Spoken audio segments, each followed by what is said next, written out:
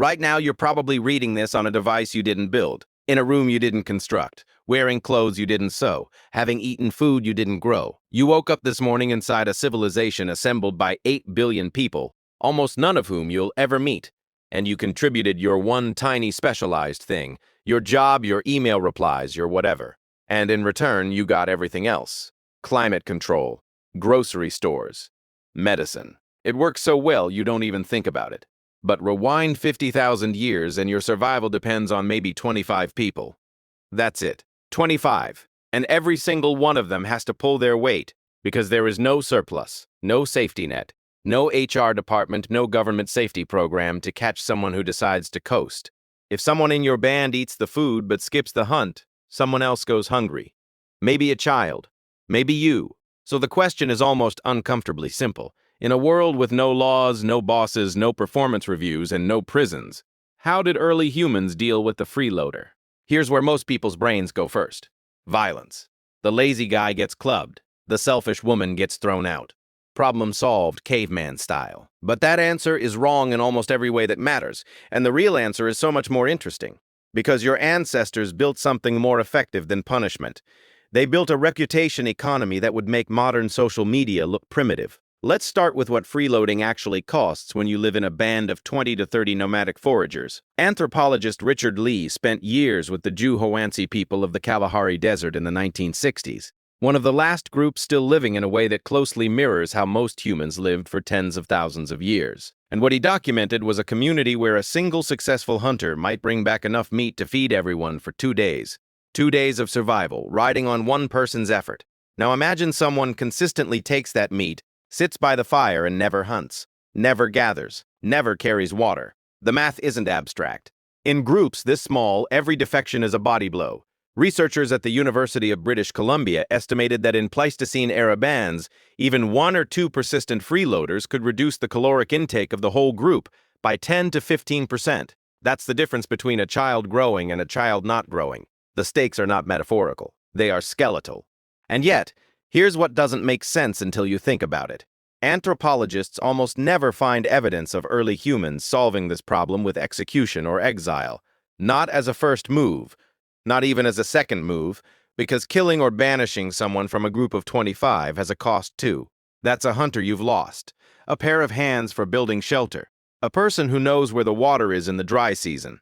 Maybe that person is lazy, but they're also your cousin, your brother-in-law, someone who saved your kid from a snake 3 summers ago. Violence was the nuclear option, and your ancestors were far too smart to reach for it first. So what did they reach for instead? They reached for the most powerful weapon humans have ever invented, and you use it every single day without realizing it.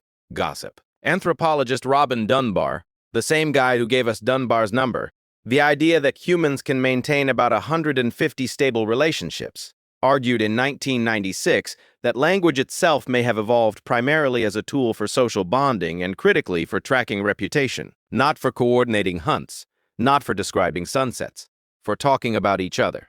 His analysis of modern human conversation found that roughly 65% of all talking time is devoted to social topics.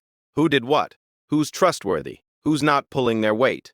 And in a small foraging band where everyone knows everyone, your reputation isn't a nice to have. It's your survival infrastructure. Think about that for a second. You couldn't fake it. You couldn't curate a profile or spin a narrative to strangers. 25 people watched you every single day and they talked about you every single night around the fire. If you slacked off on Tuesday, every person in your world knew about it by Wednesday morning. There was no hiding. There was no rebranding. There was only what you did and what everyone saw you do. And this is where it gets genuinely elegant. The punishment for freeloading wasn't dramatic. It was excruciatingly social. Ethnographic records from the Hadza people of northern Tanzania, studied extensively by anthropologist Frank Marlowe starting in the mid-1990s near Lake Eyasi, show a layered, almost surgical system of enforcement that escalated slowly and deliberately. When escalated slowly, the Padwadav and Broadnose were disappearing there from Midian rocks on Gastro. The dusty Catamo toxin, which was upside down, was an afsaw from the defense of the building of the blocks of tribes, showing that the Padwadav and Broadnose were being escalated slowly and deliberately. First came teasing, not gentle ribbing, pointed, public, relentless mockery. You didn't hunt today. Great. Everyone is going to make jokes about it tonight. Loud ones. In front of everyone you care about. In front of the person you're trying to impress. The elders whose approval you crave. The children who are learning what kind of adult to become. The Jew, Hoansi, had a practice Richard Lee called insulting the meat, where even successful hunters were aggressively mocked to prevent them from getting arrogant. So imagine what happened to someone who brought nothing at all. Here's the part nobody talks about. This wasn't cruelty. This was a calibrated system, and it had an off switch. The moment the freeloader started contributing again, actually contributed, visibly in front of everyone, the group responded almost immediately. Cooperation flowed back. Portions normalized. The teasing softened into regular banter.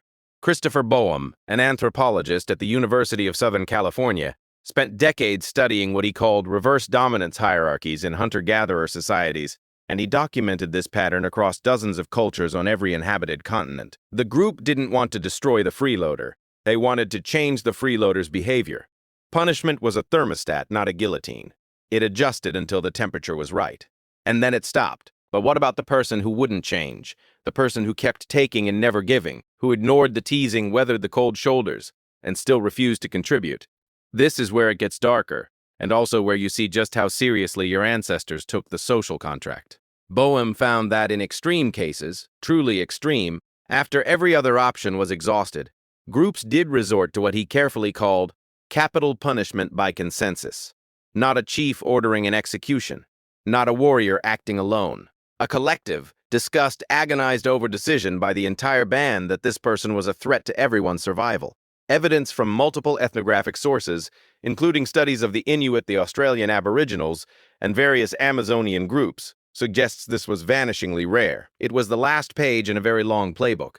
But it existed, and its existence mattered, because everyone knew it was there. The shadow of the ultimate consequences work.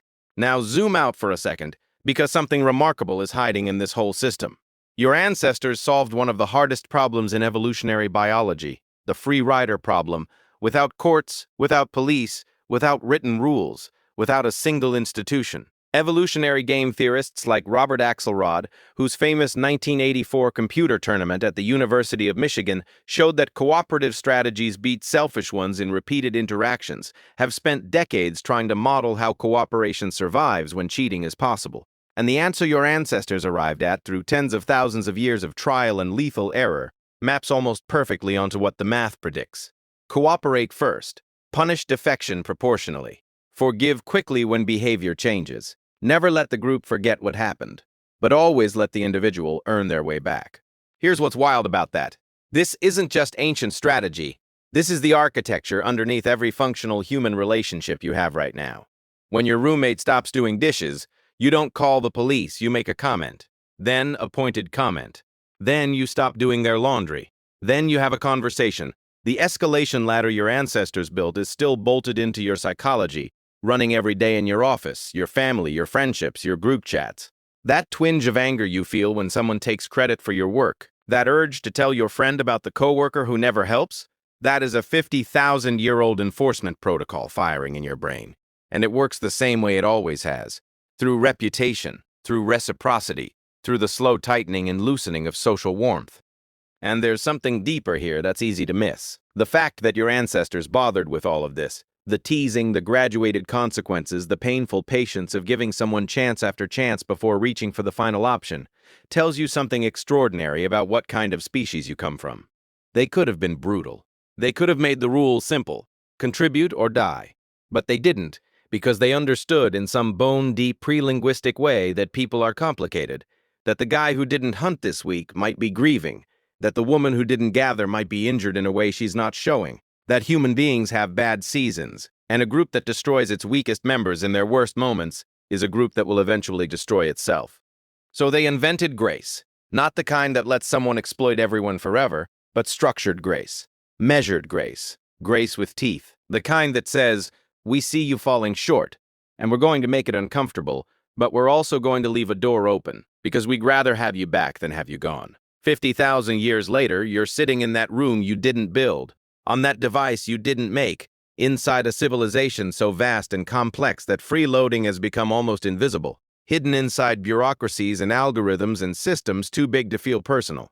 And maybe that's why it bothers you so much when you sense it in the small places, in the team project where one person coasts, in the friend who only calls when they need something. That ancient alarm is still ringing. Your brain is still running the same calculation it ran on the savannah.